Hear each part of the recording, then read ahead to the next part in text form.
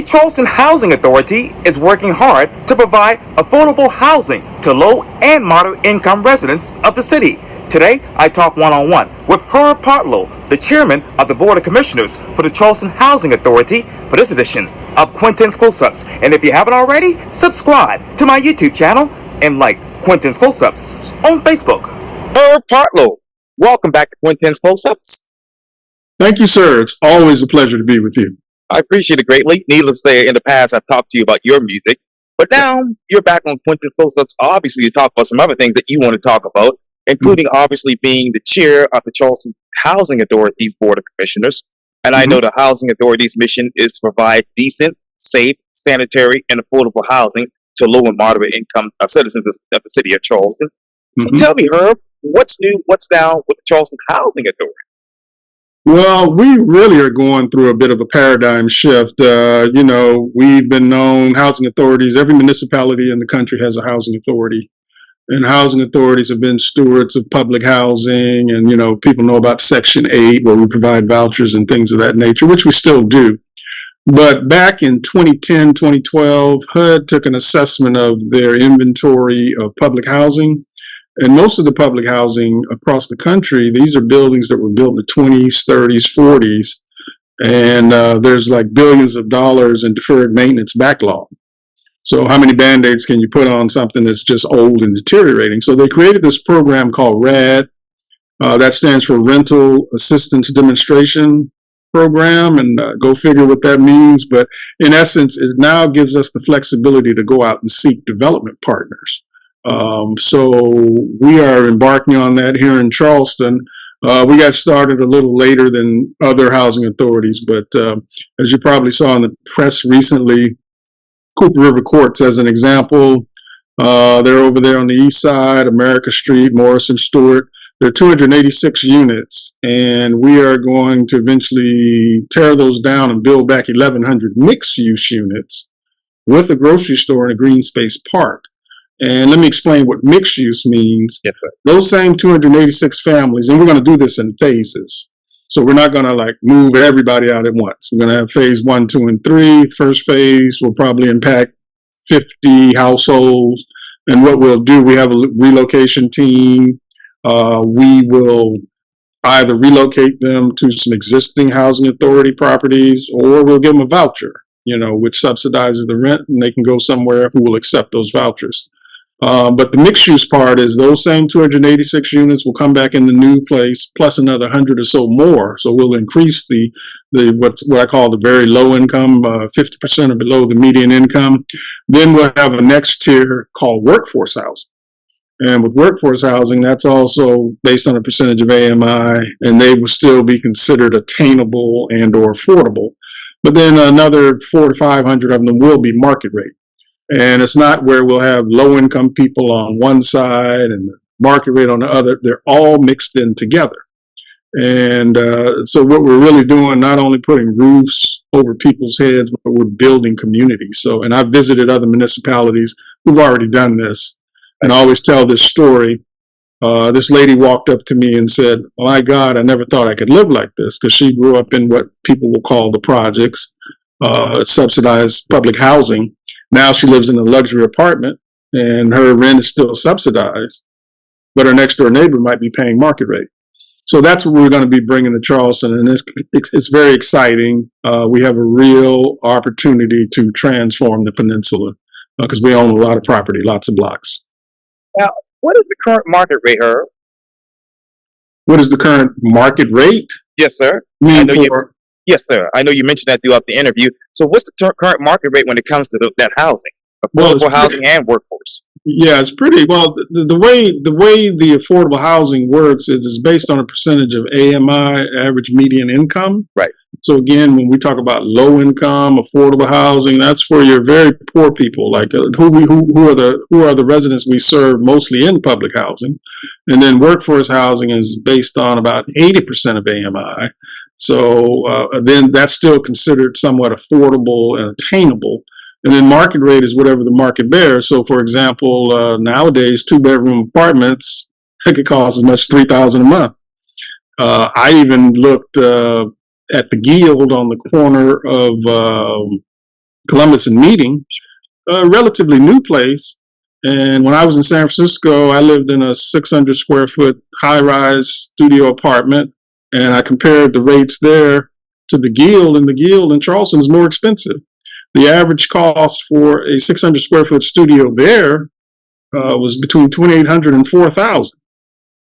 So, Charleston has become very expensive. And as I've discussed with the mayor and everybody that's working towards affordable housing, we have an affordable housing crisis here in the Charleston market.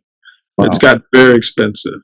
And when you look at that affordable and workforce housing, in Charleston, that is, how do you compare that to other cities? Well, that's the thing. So I'm a guy who lived in San Francisco most of my adult life, worked in corporate America, probably the most expensive, if not one of the most expensive markets. But as I always tell people, places like New York, Chicago, San Francisco, Houston, Boston, LA, Atlanta, just about every major corporation in the world has a presence in those cities. Therefore, they have different types of jobs that pay a lot more money. But yet here in Charleston, some of the rents, as that example I gave you, in reference to the Guild, and I just used an example of a 600 square foot studio. It seems imbalanced to me personally, where a 600 square foot studio in Charleston is just as much as it would be in a New York or San Francisco. So, and every year, all of the housing authorities come together on Capitol Hill. We have a governing organization called NARO. That's the National Association of Housing and Redevelopment Officials. So we all come to a conference. We have training sessions, plenary sessions, keynote speakers. But in the last 2 days, we all split up and go visit our respective senators and representatives' office. And I've pretty much had the same spiel, if you will. Charleston's primarily a food and bev town, but unfortunately, the majority of people that work food and bev can't afford to live in the peninsula. I've even seen some very good restaurants go out of business for no other reason than they couldn't maintain staffing levels because people can't afford to live here. Wow. And I just passed by the Guild on my way over here to this location to take the interview, so I know what you're talking about there. Mm-hmm. But when did that shift happen where Charleston became so expensive, Herb? Well, you gotta understand, I was a Cali boy. I was out in California. I moved back to Charleston in 2013. So all I can speak to is roughly the last 10 years, but I would say it's been gradual. Down here they call them Yankees. You got a lot of Yankees, and I don't like that term, but I'm being facetious. But you have a lot of people up north who may sell very expensive property up there, cash in, come down here, and it's much more affordable than in the big city. And we've had an influx of people. You can see it in our traffic. You can see it in our housing, because when you look at a free market society, you hear that term, free market. Well, even though these rents are expensive, somebody's paying it. You have this is a college town. So you may have college students with wealthy parents who put them in nice apartments and they can afford to pay for it. So just like all things when it relates to an economy, it's like spaghetti. I like to say there's so many factors that contribute to a particular market. But I would say certainly in the 10 years I've been back home, the prices have steadily gone up, and then of course you can see all the development that's gone on in Charleston, and there are some who feel we're overdeveloping, and there's to a degree that could be true depending on your point of view. There are some who think we need more, but I can tell you this as it relates to the affordable housing crisis, which we are currently in. I was just at the ribbon cutting for the Archer School, right, where the Humanities Foundation purchased that building.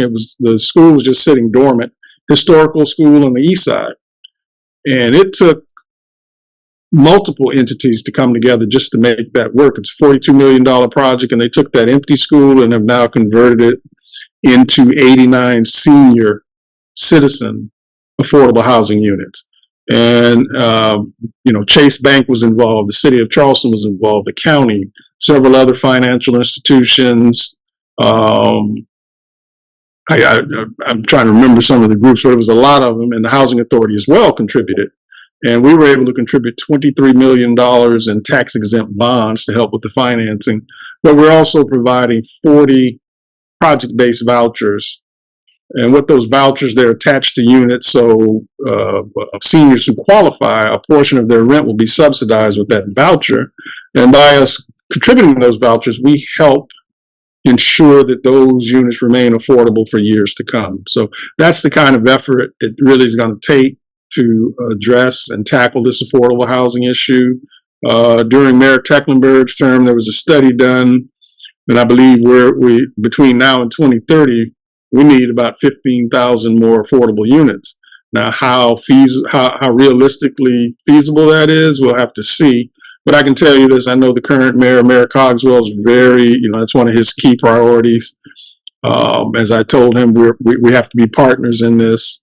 And that's what it's going to take to address these issues. But as far as the housing authority, we're going to take Cooper River Courts, go from 286 units to 1,100.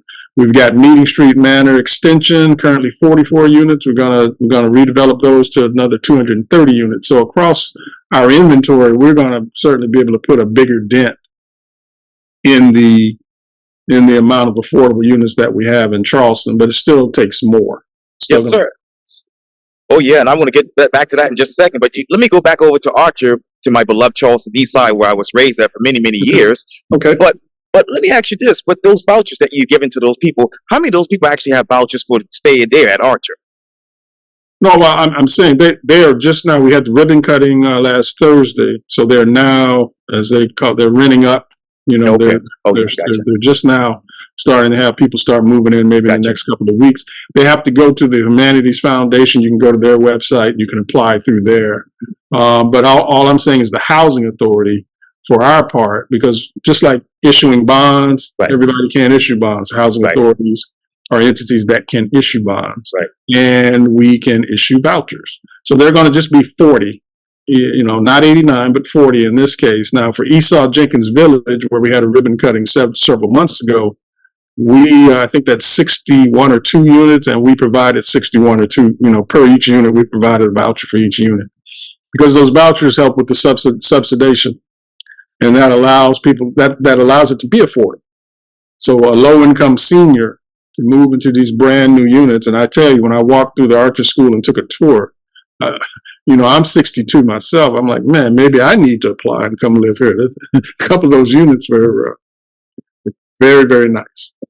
So kudos to Tracy Doran and her team at the Humanities Foundation and the James Doran Company, because it was them who had the vision to take an empty school and convert it into affordable housing. I remember many, many years ago when I had to go over to the Archer School to try to, to get a transfer from Burke High School to Wando High School. So I know all about that back in the day. Yeah. But let me ask you, how many low-income seniors will be in this particular Archer School apartments? Well, there are 89 units, so at a minimum 89. Okay. But there are 2 bedrooms, so it could be a husband and a wife, or 2 brothers, 2 sisters. It can be a mix, but there are 89 units. Okay. Now, obviously, going back to what you said earlier about those the properties that you're actually going to have to redevelop, obviously, because they're so old and antiquated, as many people think. Will the rent actually stay the same, or will it be different? Well, again, when we talk about mixed use, so let's talk about those 286 units at Cooper River Courts as an example. Those folks' rent will be the same because they will still be subsidized on average. When someone lives in public housing, about 70% of the total rent cost is subsidized, and based on their income, they pay on average about 30%. That's what makes it very affordable. And again, those are for people who fall between 50% or a little bit lower than the average median income, AMI as it's called. So those same families, there'll be a period where they have to be displaced temporarily while the construction's going on, but they'll have the very first right to come right back in there. For example, we have 12 units on 275 Hugie Street. Well, that's already been approved. We're just trying to close and nail down the financial model to be able to do the deal. But we're going to tear down 12 units there and build back 77, also mixed use. But those very first 12 families will have the right of first refusal, if you will. They'll be able to come into the brand new structure at the same, subsidized rate. And we'll have, I don't know the exact number, but we'll have, in addition to those 12, we'll have several more that will be very low income housing, affordable. And then there'll be the workforce, and then there'll be some that are market rate. Because when you do these deals and you're working with developers, the deals have to make sense and they have to be financially viable to sustain it. Sure. So, yeah. Well, you talk about that construction. So what will be the construction timeline for Cooper River? Well, the board voted. The way it works, we have an RFP process, so many developers can bid and submit a proposal. Internally, the Housing Authority has an internal team that does the first level of evaluations. Then our finance committee, which I'm also the chair of that, it's three of us, we'll get together, and then either the finalists, or if they pick one finalist, they will come in and we'll have a formal meeting, formal presentation, extensive Q&A, and then the finance committee will either vote to recommend to the board at large to approve this development partner, or the finance committee will vote not to proceed with that partner. So for Cooper River Courts, the integral group out of Atlanta, they've been in this affordable housing space for 30 years. There's a thing called Hope 6 that was brought about with HUD and housing authorities years ago, and I believe the integral group did the very first Hope 6 project in the nation. So they're very experienced, and the distinguishing factor of us choosing them is that their financial model, the other five, there were 6 respondents, the other 5, their financial models were predicated on low-income housing tax credits from SC Housing, which there's no guarantee you're going to get those. Whereas the integral group, their financial model did not require tax credits. And it's a $400 million project. So back to your question with my long-winded answer, hopefully sometime towards the end of 2025, we hope to be able, as I like to say, put some shovels in the ground, break ground, and get going. I mean, these are long-term plans. You know, we're not, this stuff isn't going to happen in a day. You know, this is really over the next 7 to 10 years.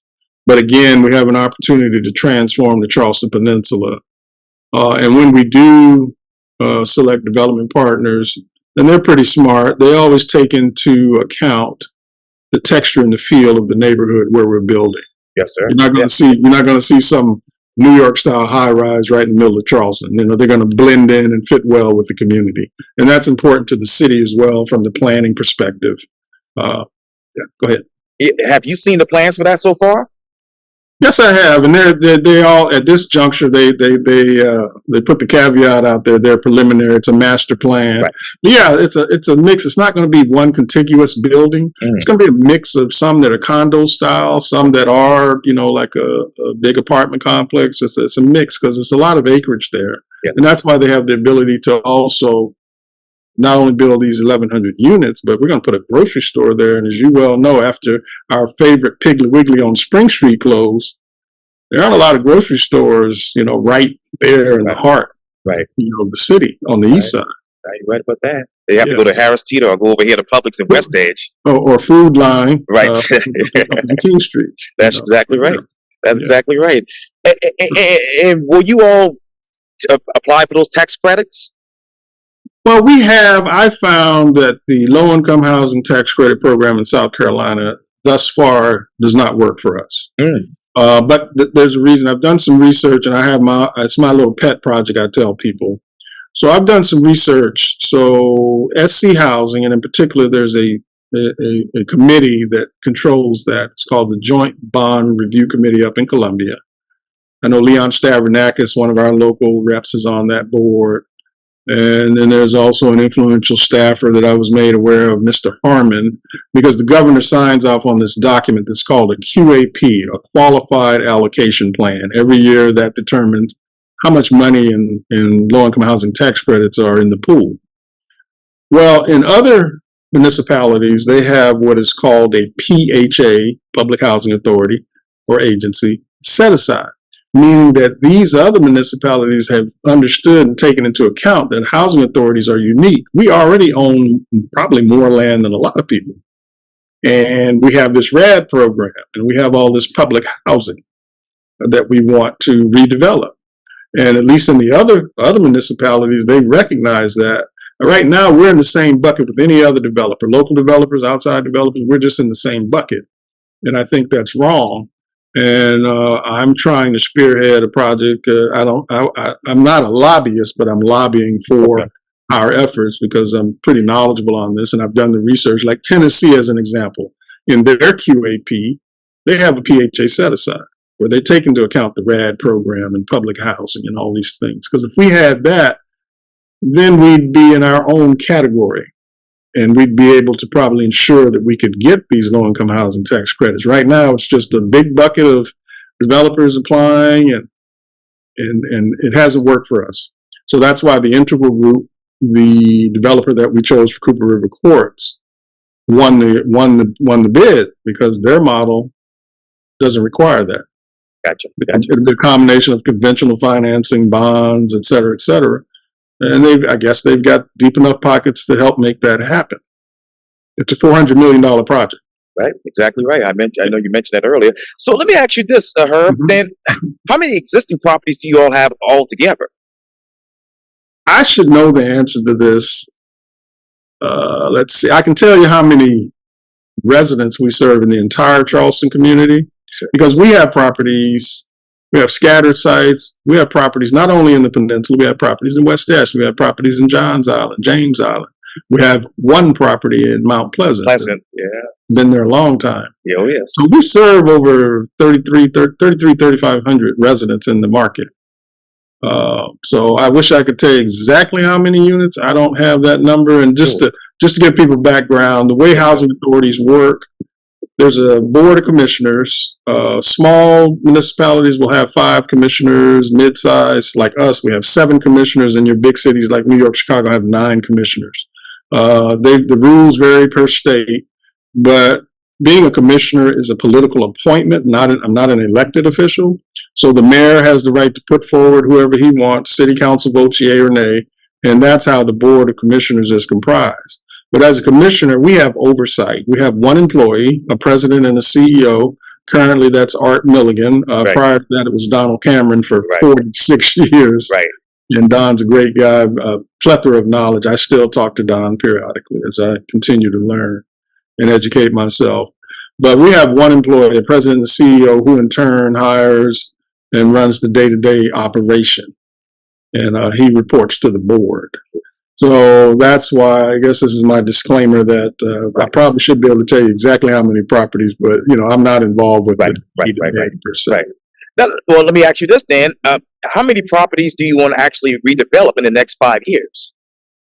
That's a good one. Well, there's Cooper River Courts, there's Meeting Street Manor Extension, there's 275 Hughie Street, there's Big Manor, Robert Mills Manor. That's a unique one. That's that's been designated historically. So we cannot touch the facade, the outside of that place. The structure has to remain the same. But what we can do is renovate the interiors. Right. So with HUD, there's a thing called RAD, and then there's a thing called Section 18 repositioning. And what it really means is we can either, where it makes sense, like Kiowa Homes over there by the Rutledge Cab Company, we have 61 units there. I think Army Wives, when they were filming, they used those units. The exteriors are in good shape.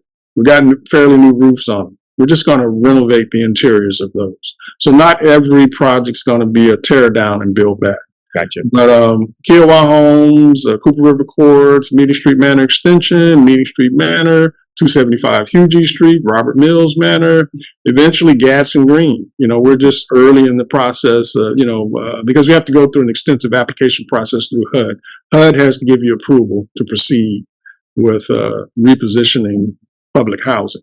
But we're looking to employ a HUD program called Choice Neighborhoods.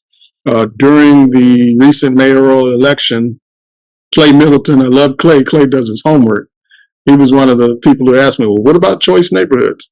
So that's kind of the strategy we want to apply to Gadsden Green. And one thing, while I have the opportunity, yes, sir. A lot of people think, I'm literally at the Harbor Club right now in West. Oh, yeah. Your place.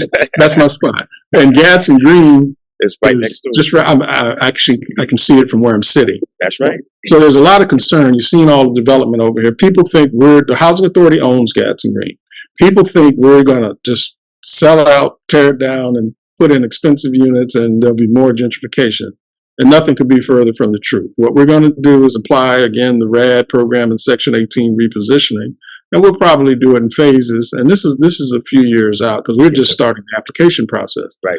But eventually we're going to do the same thing there that we're doing with Cooper River Courts, where we're gonna put an RFP out. We actually have one out now, an RFQ, request for qualifications.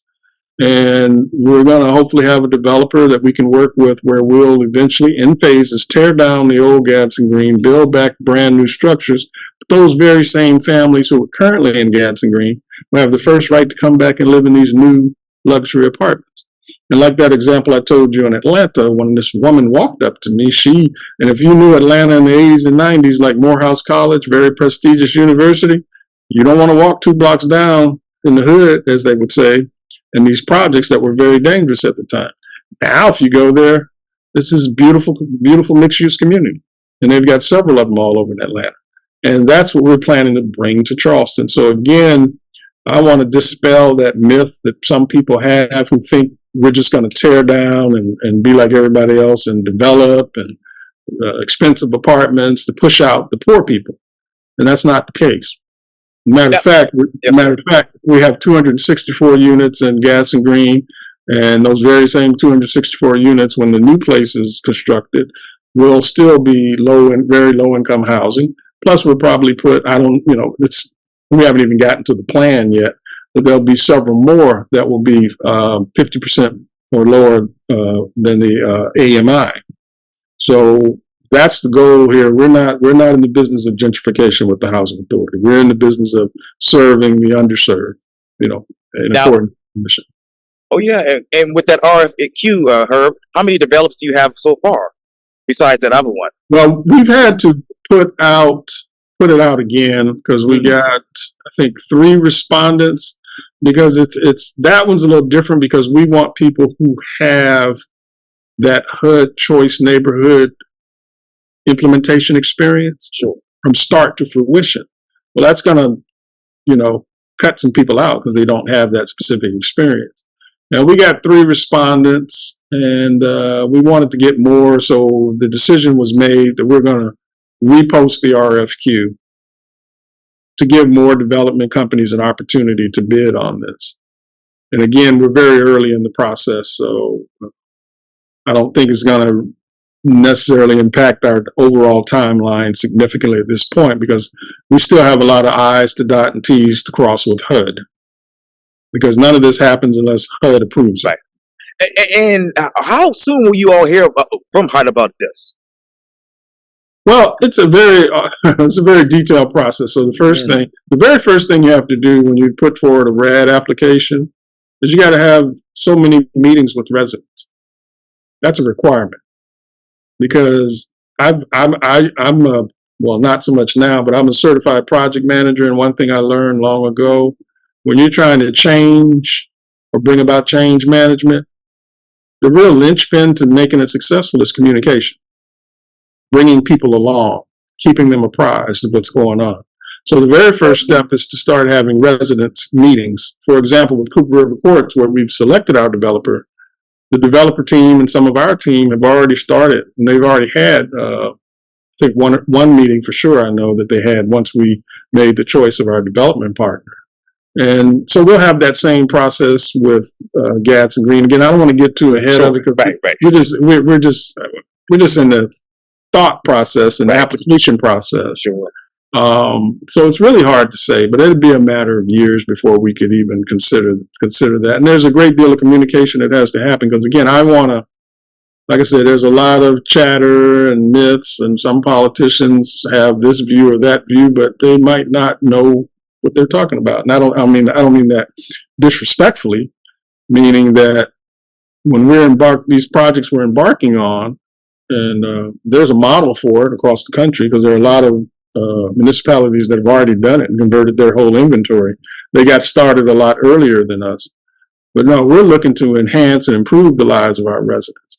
Very similar to the Archer School. I thought that was a great project. I was one of the speakers there, at the ribbon cutting. And it really will help these lower income people and families benefit and have an enhanced quality of life, because that's the business we're in. Now, Herb, let me ask you this. With those existing properties that you have within the Charleston Housing Authorities, how many of those particular existing properties do you want to use with this Choice Neighborhoods initiative? Well, the Gadsden Green is the only one we've considered using the Choice Neighborhood program. It kind of makes sense. I'm not an expert on Sure. Choice Neighborhoods, but I know that it's a program. And a lot of it has to do with the ability to provide resources to help bring these things to fruition. So not all of our projects will be choice neighborhoods. For example, Cooper River Courts is not. Okay. But that's okay. We've got the resources, with our development partner to bring that project to fruition. So right now, that's the only one that's on the table. And again, I want to get too ahead of ourselves. Sure. The team at the Housing Authority, they're the practitioners that dot the I's and cross the T's, if you will, not the commissioners. Sure. So, but I just want to make sure people understand that we're not going to be selling our properties because they have great value, and we own blocks of land in the peninsula. But we're not a profit-based organization, so we're not looking to, let's take this property we have, tear it down, develop it, and charge as much money as we can get. That's not our business. We're still providing support to marginalized, low and very low income residents. Yeah, and I want to ask you this really quickly, Herb, but let me ask you, how many people are in the extremely low income category versus very low income with your particular housing authority? Well, let me answer it like this. So public housing. Cooper River Courts is public housing. Gadsden Green, public housing. In some places they call them the projects, but we try not to use that term. But we have 1,407 public housing units here in the Charleston market. And the goal is through this RAD program and/or HUD Section 18 repositioning. Oops, I hit a button. Give me a second here, sir. Oh, yeah, no worries. Gotcha. Here we are. We plan to convert all of them, but the conversion, where it makes sense, we'll tear down and build back. But in places where it doesn't, like Kiowa Homes, we're just going to be renovating the interiors. Right. Robert Mills Manor, because of the historical designation, that's all we can do. Right. But those are going to be beautiful because the facade, the exterior of those are beautiful. That's why it's got that historical designation. So it'll be a combination of things. But yeah, there are 1,407 public housing units that the Housing Authority of the City of Charleston has. So we'll be looking to convert all of those.